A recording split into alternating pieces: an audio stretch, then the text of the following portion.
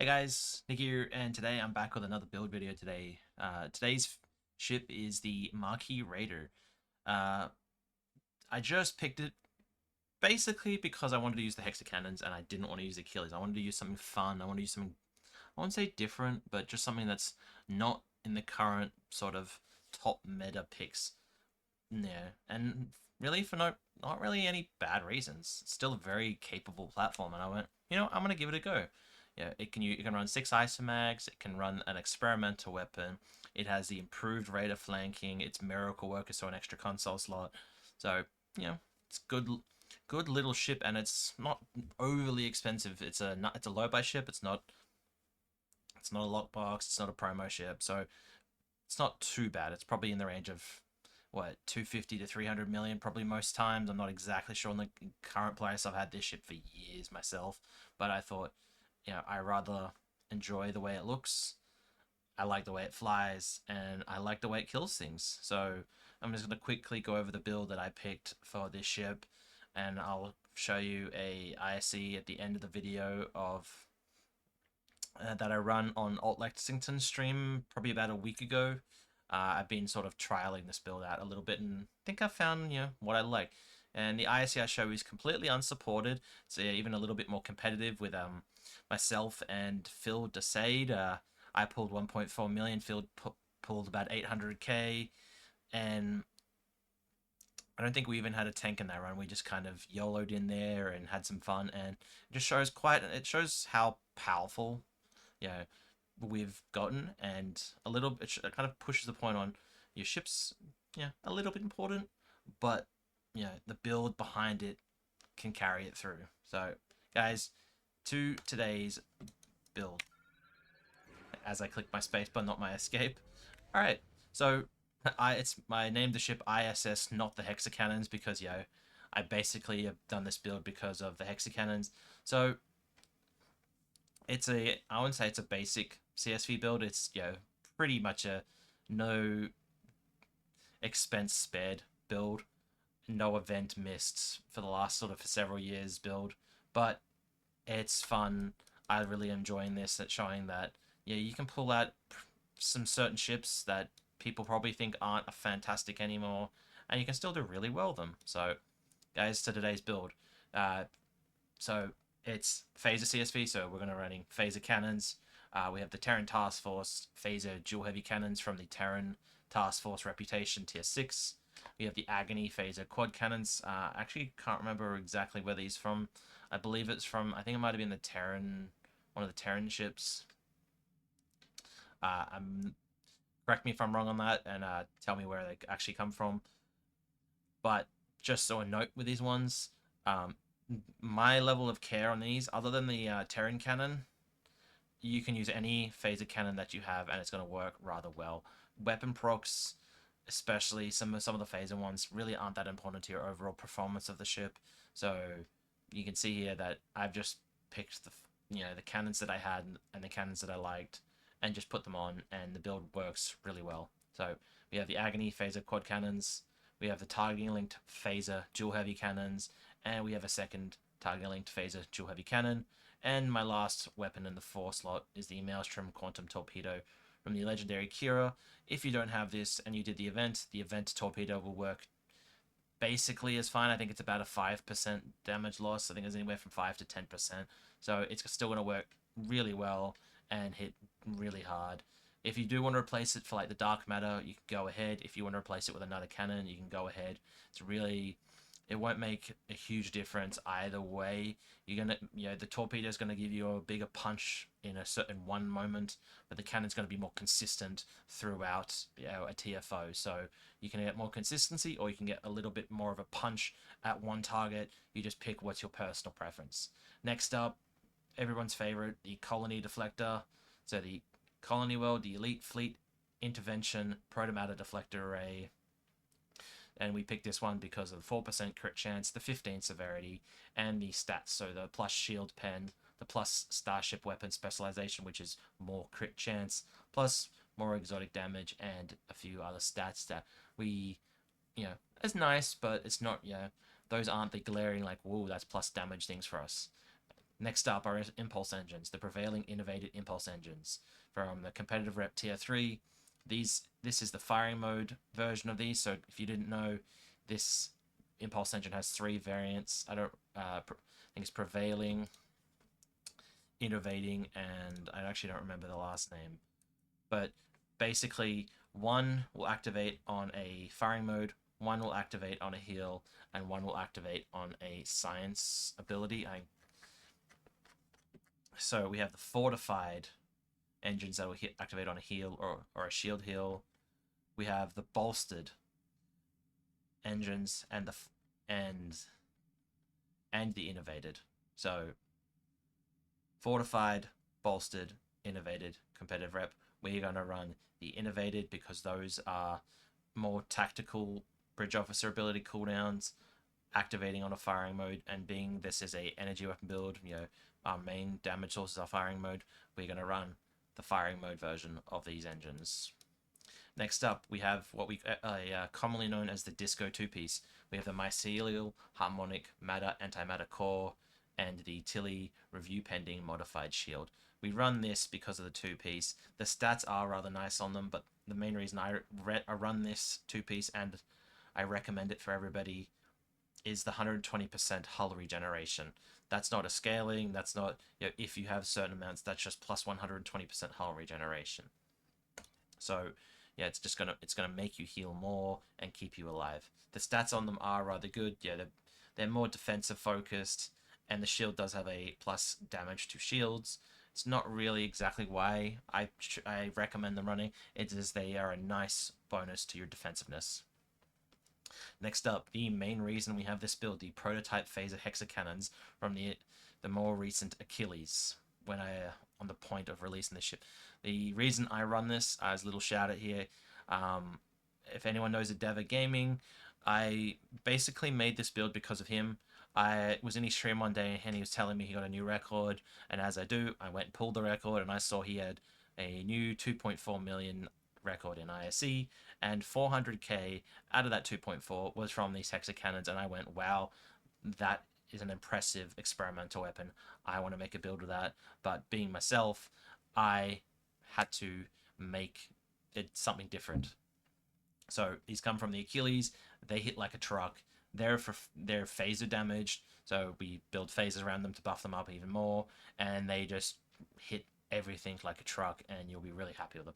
I realize now that I just skipped over it from one of the more recent events, the omnidirectional Parvin Proton Beam Array for our real weapon. I know this is a phaser build and this is a proton weapon, but we run this because the resonant charge, we look down below, 33% chance of +1 resonant charge for 60 seconds. Then it does 2,400 proton damage to target and up to 3 other nearby enemy foes. Increased damage received for the more resonant charges. So basically, when it builds up the charge, it does more damage, and with the amount of haste on our energy weapon builds now, this ends up doing almost the same amount with the resonant charge and the weapon damage as much as a forward firing weapon does, being a 360 degree, so it's a rather potent weapon. In our next universal and engineering slots as most builds with isomags on them, we have our isomagnetic plasma distribution manifold, and the mod is phaser, so we have plus 39.4 phaser damage, plus 7.3 weapon power, and plus stacking 7.3 max weapon power. To our science consoles, which are more universal consoles, we have the adaptive emergency systems from our engineering flagships for the plus 30 bonus all damage and the plus 50 damage resistance rating. I like to run these sort of consoles on a ship like this, so I have like a pseudo 2 defensiveness. So if in general content, I can have one running then the other, and it gives me a nice bonus to my, I would say, tankiness and my survivability, so I don't die in a little ship like this. Next up, we have the console called the DPRM. If you don't know it, the Dynamic Power Redistributor Module. Sorry for my accent and my misspeaking. This is from...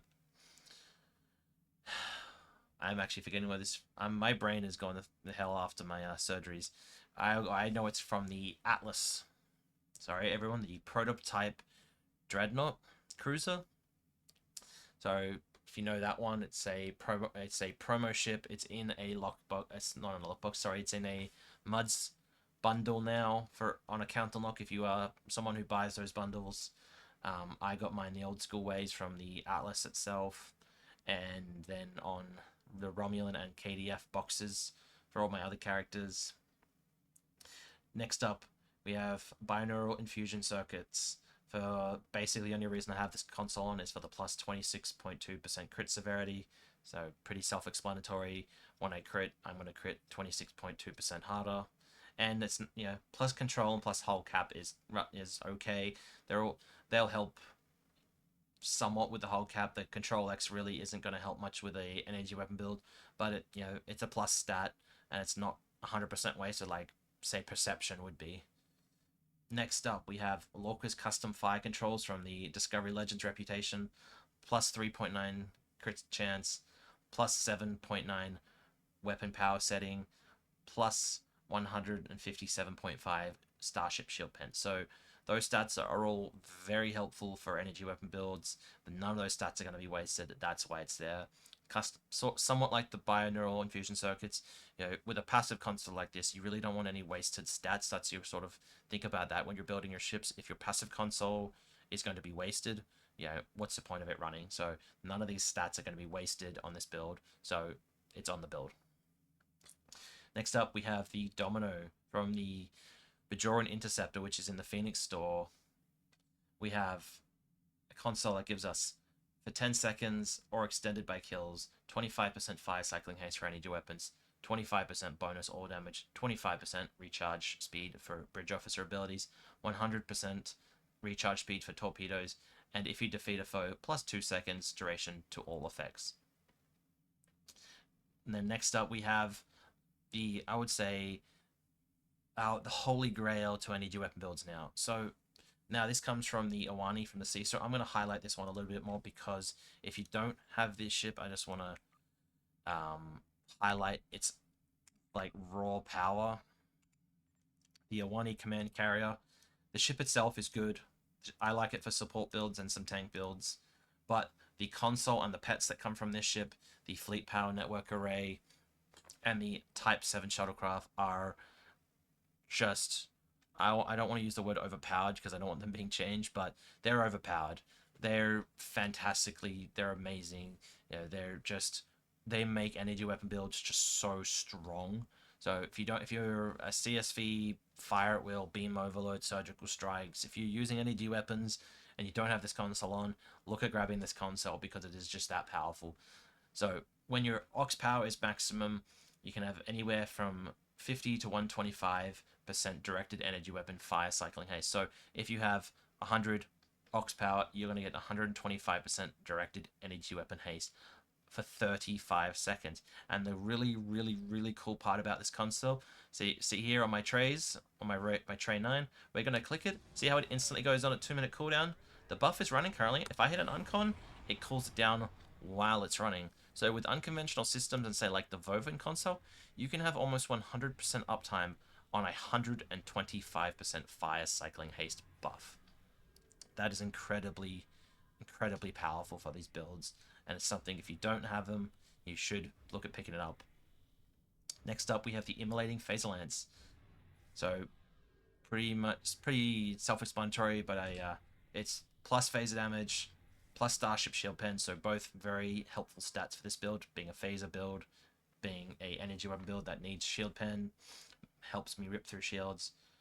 And then the active is Immolating Phasal. So it's a 90-degree firing of a lance that does phaser damage and charges up to 6 times. So phaser build, we're buffing phaser damage, and it's a phaser damage console. So it stacks my universal designs, it does more phaser damage, and it buffs my phaser damage. So it's really a can't miss console for a build like this.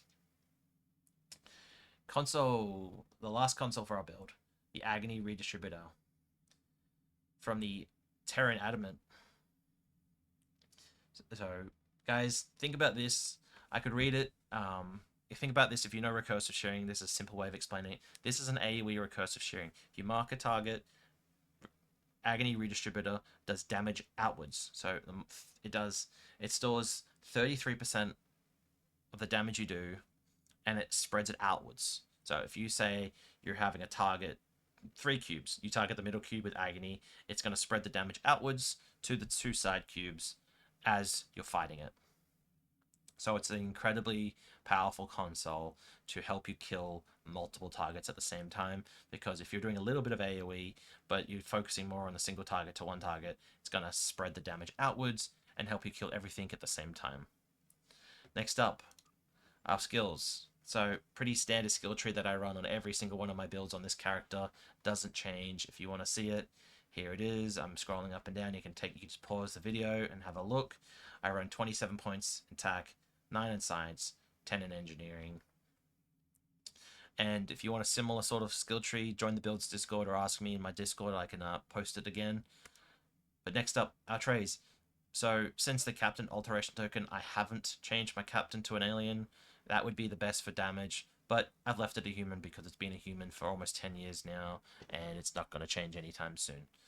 But my personal space traits, for this build I'm going to start with, is Adaptive Offense.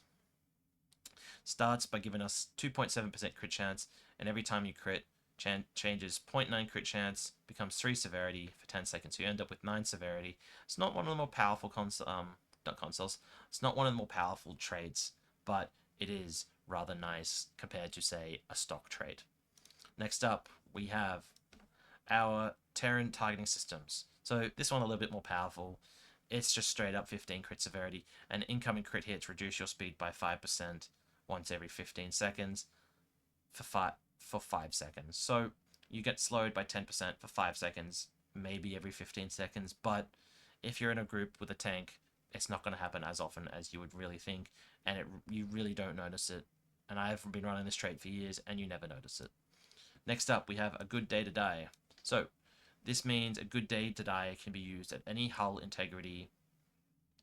A go down's fighting scaling buff will treat your hull as at most 50% integrity. So that's meaning you're instantly going to get a 50% bonus all damage from go down fighting, and a 20 all damage resistance rating buff for 15 seconds. And if you click it here, it's got a 40-second cooldown, but if you're running our next trait, Intelligent Agent Attaché, it does have a rather good uptime, so it's a almost 50%, or not almost, it is a 50% damage boost and a 20% all damage resistance rating boost. So it is one of the more valuable traits to have as a tactical captain, meaning just giving you a really consistent damage boost and defensiveness boost. And speaking of Intelligent Agent Attaché, on weapon crit strikes restores 2% of a captain's ability recharge. So when they talk about captain abilities, we have Attack Pattern Alpha, we have Go Down Fighting, we have Tactical Fleet, we have Tactical Initiative, and we have Vulnerability Assessment Sweep. So these are our tactical captain abilities, and with Intelligent Agent Attaché, you'll gain 2% of its cooldown every time you crit to its global cooldown. So if it's got, I'm just pulling a number out of my head, say it has a minute cooldown, but a 30-second global cooldown, you can cool it down to 30 seconds if you're critting a lot, almost instantly, instead of it being at a minute and ticking to 30 and then ticking to a minute down. So meaning you're going to get your captain abilities up a hell of a lot more than you normally would, and giving you, especially for a tactical captain, a big damage boost because of it, and more consistently. Next up, Fragment of AI Tech. Plus 20 energy weapon damage based on control expertise. So I know I said earlier that control expertise doesn't play a huge part in this build. Well, here is where it helped, guys. I misspeak and I apologize, but here is where it would help.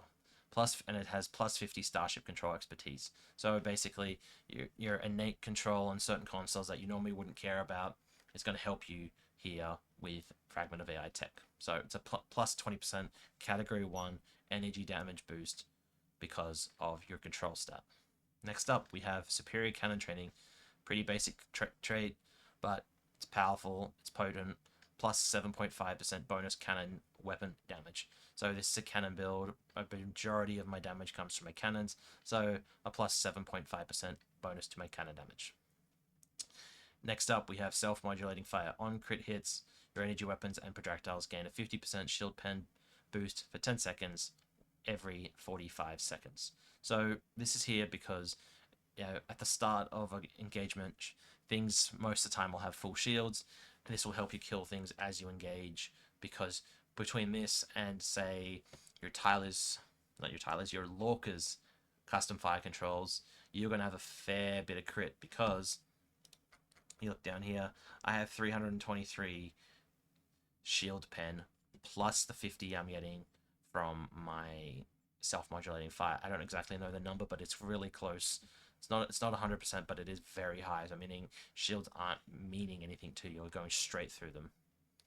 Next up, the Boimler effect. 17.5% chance to recover the recharge time of all other bridge offers abilities to their shared category cooldowns. So, if you don't know what that means, see, I'm going to click Withering Barrage. It went to a 25-second cooldown. Every time I hit my abilities, it's going to give me a chance to bring... There you go. I think it just procced. It's going to give you a chance to bring your abilities to their global cooldown, and sometimes it can be, what you say, a unhappy person, or I don't know the right word to use for YouTube and to be still monetized, but it can screw you over.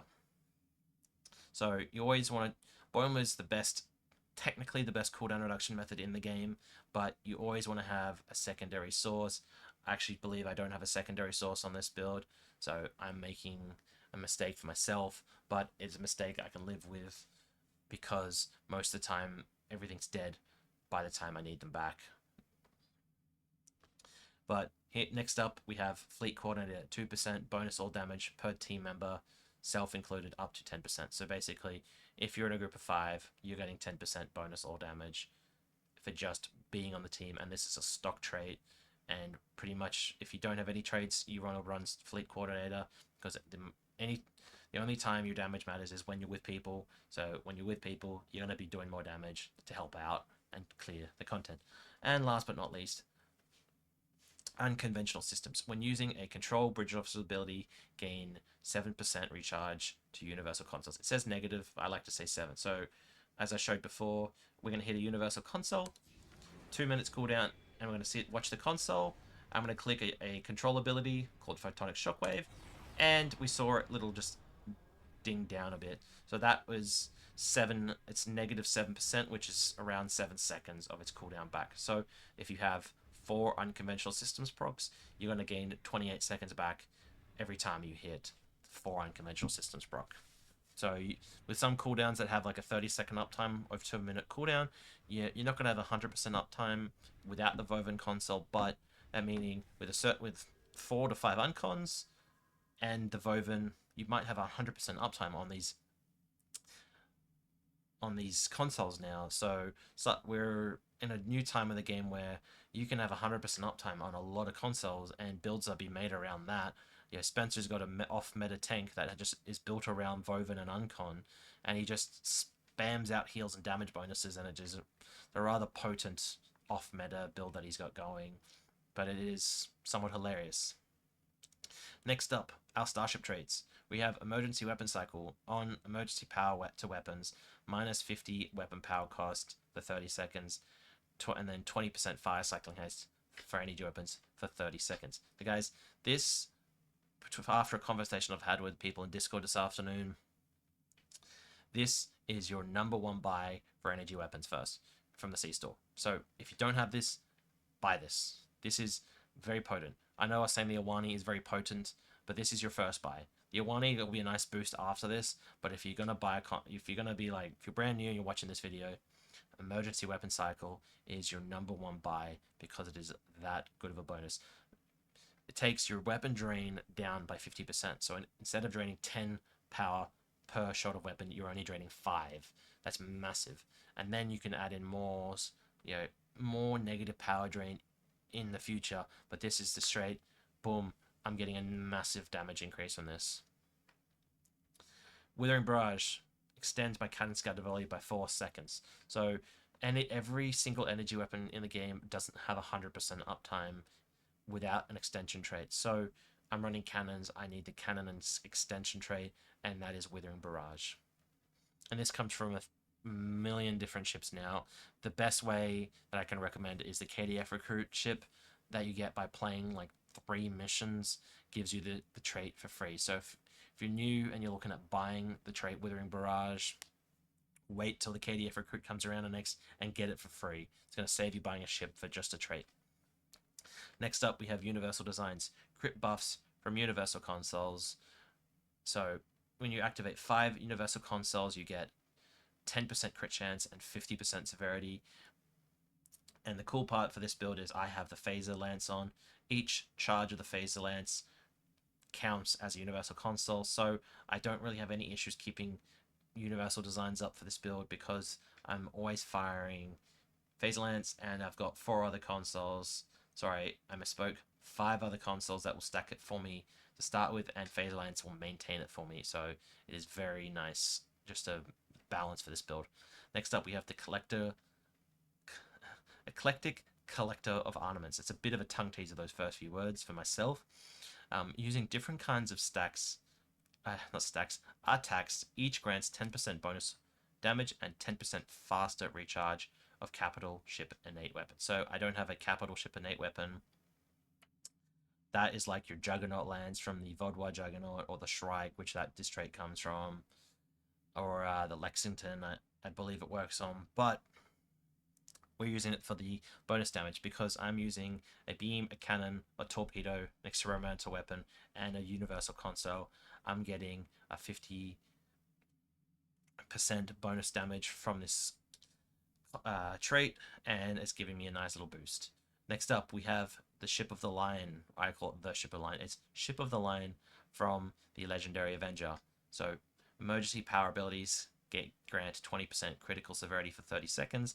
This bonus can stack, increasing to by an additional 10% per stack. So, as I'm going to take a little drink, this can stack up to 50% severity. And as I'll show you right now, all you got to do is hit emergency powers.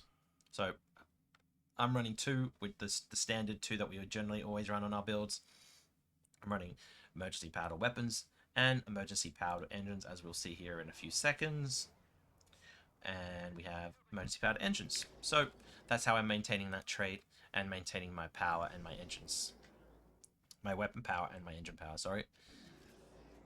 Now, our last 2 traits. As it's commonly known, the ruin of our wallets. The ruin of our enemies from the Klingon Miracle Worker D7, or if there's still a pack lying around for Federation aligned characters from the exchange, which are probably just as expensive as the ship. But I think nowadays most people buy the Klingon Miracle Worker D7 for this trait, as it's probably one of the more potent traits in the game, because every time you defeat a foe, you gain 3% bonus all damage for 20 seconds. Effects stack up to 100 times. Duration resets on trigger, so it triggers on death. And so that's, if we work it out, and every 5 defeats is minus 15 recharge time to bridge officer ability. So kill 5, you get a recharge. So if you're getting a lot of kills, which this build does get, you're getting your recharge on your bridge officer abilities there for your, if you don't have another source of cooldown reduction like I don't before, which I was saying is a bit of a mistake. If you don't have this trait, you're not going to have that cooldown reduction. But it's not a guarantee. You have to get the killing blow. If you go into a pug environment, which, meaning you're not coordinating, you're just going in on your own, you're not going to guarantee that you're going to get every kill like you do, say, if you coordinate, if you take in a tank or a lower deeps player. You're not going to guarantee you're going to get every single kill, but it's a very potent trait. In a correct environment, if you say get 100 kills, that's 300% bonus all damage. And that'll be 20 triggers of the minus 15 recharge time to bridge officer ability. So you're getting your cooldown reduction back, and you're getting a massive bonus to your damage. And last but not least, Teran Goodbye. When you defeat a foe, 25% accuracy rating and 5% crit chance, stacking 3 times. So that's 75 accuracy and 15 crit chance.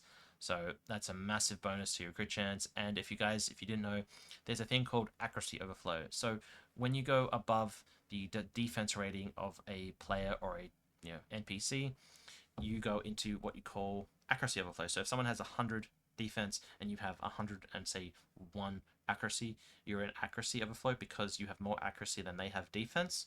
That means you have very minuscule more increase to crit chance. So in a way, this is just a massive bonus to your crit chance because it means you should never miss, and you're going to get a really nice bonus to your crit chance.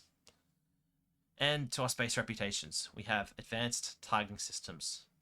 We have precision for 5% crit chance. We have tireless duality. For on this ship, we have a 4.6% crit chance bonus based on hull capacity.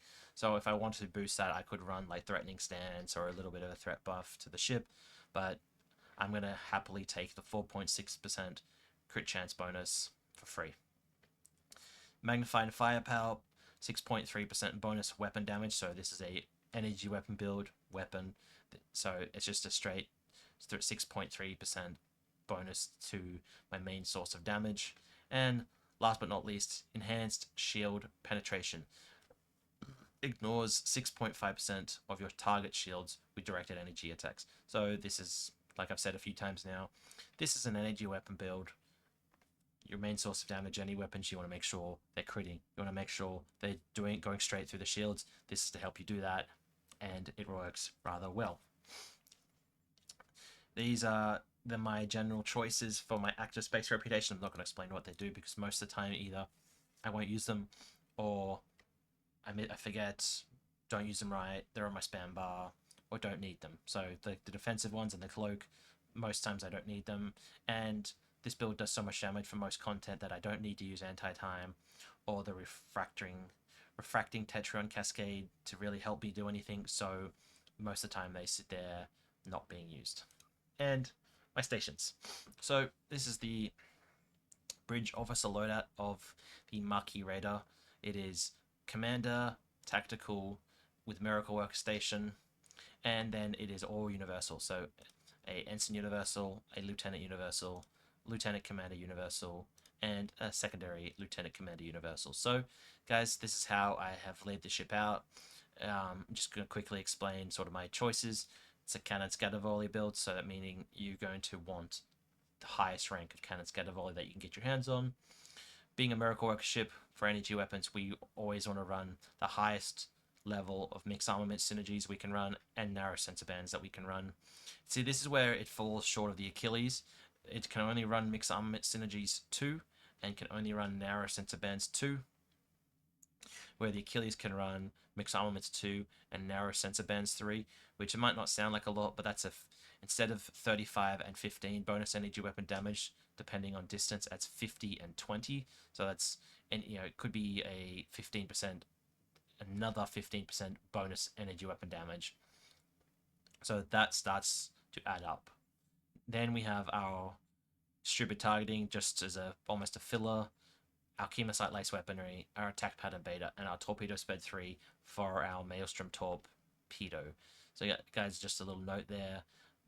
Maelstrom is more effective under Torpedo Spread, so if you're running that Torpedo, just keep in mind it's better from Spread over High Yield. Even though it seems like a Torpedo that would be better under High Yield, it is very, very impactful under Spread, and that's how you want to use it, and you want to run the highest quality of Torpedo Spread that you can get. So I have Torpedo Spread 3 here. And then our science abilities. We have Tractor Beam, Jam Sensors, Scramble Sensors, and Photonic Shockwave, all for Unconventional Systems procs, and no other reason. They're not there for anything else. They're there to proc Unconventional Systems and give me cooldown reduction on my consoles. And guys, I'll give you a quick look at my duty officers before we end this build video off. I show you the ISC and I say goodnight. Okay, so this is probably where the this might differ from a lot of people. I have spent way too much money on this game and spent way too much of my time, but I enjoy it, so in the long run it might be worth it. But here we go, guys. 27 to 47.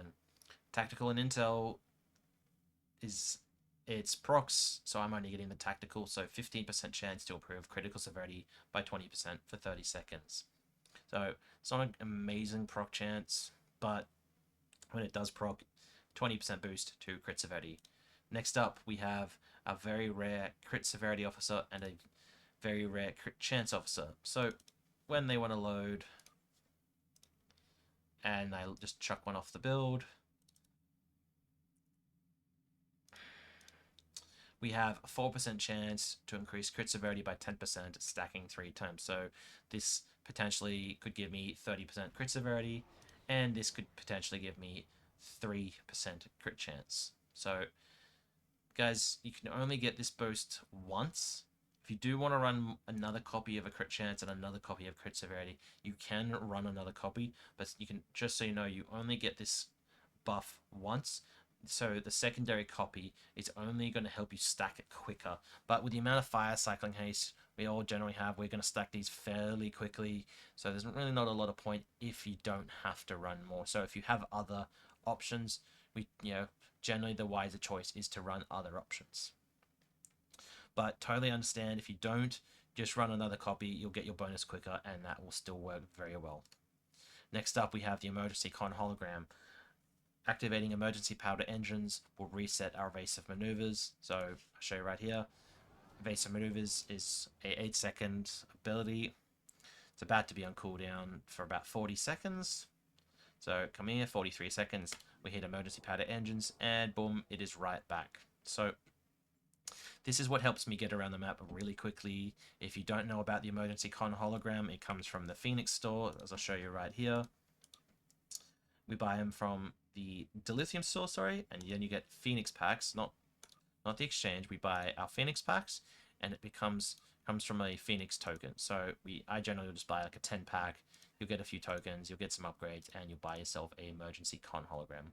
Next up, we have the 24 or 47. This is sort of, I'd say, the most impactful doff of this build because you're proccing it on both parts. 15% chance for tack to set your power levels to maximum, meaning I will have 100 shield power, 100 engine power, and 100 auxiliary power. So it's helping me keep my fleet power network up without having to use a battery if it's procced. It's helping me keep my shields up, even though they're not really doing a whole lot for me anyway, and it's keeping me moving very maneuverable because I'm having max engine power.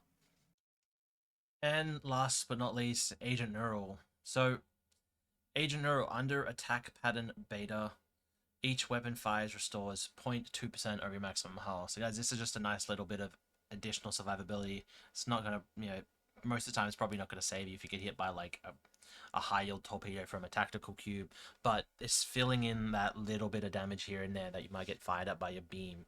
So if you have this doff from the Delta Operations pack, it's the big Delta pack from several years ago, I recommend running it on pretty much any energy weapon build because it's just going to give you that nice little boost to survivability that, not a lot of things will. It's a nice little behind the scenes thing you don't have to think about. It just gives you healing. And it's just helpful on these sort of builds.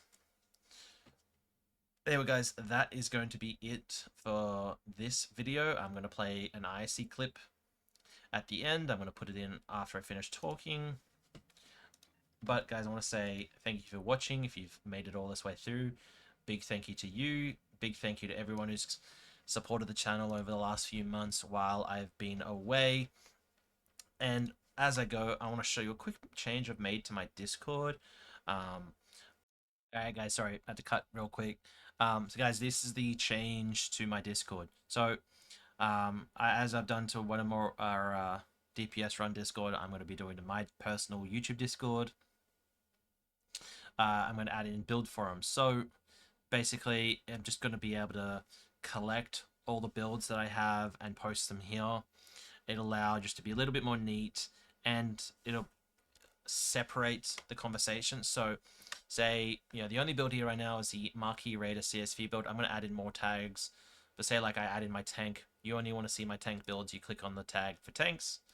But if you say you want to comment about my Maquis Raider CSV build, you're going to go, oh, Weg, you come down here and say, what is X, whatever your question is, and type it in there, and I'll do my best to answer it, or anyone from my mod team or anyone on Discord that might know will help you out there. If you want to ping me directly to get my attention, feel free to do so.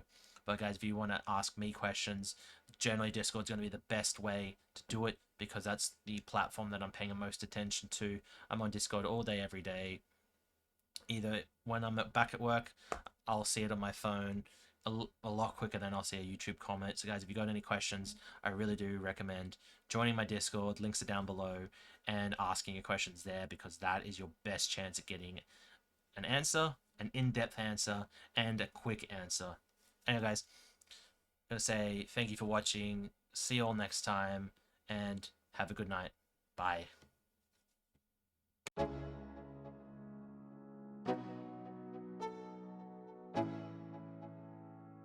Let's go. Yo, I'm like an addict, do I gotta have it. I ain't even playing, got a really bad habit. If it moves, gotta grab it. Fuse like a magnet, lose, won't have it till I'm doomed in a casket. I ain't playing, got a weird mind. If you work 8 hours, I'ma work 9. If the shit tastes sour, you should taste mine. I'ma stay in power for a long time. Get up, nah, I ain't a quitter. Toss me the ball, I'm a really big hitter. Big picture, I'm a straight killer. Rising the song to the highest bidder. Got juice, got gas, I'ma move fast. New shoes, new tracks, like who's that? I'm new, come back, better than last. Yeah, it's a new me, never gonna look back. I'm never gonna look back. Cause damn, I was built to last. You move slow and I move fast, and that's facts. Only I can make a change. Slowly take a step today. I will never be the same, cause that's what it takes.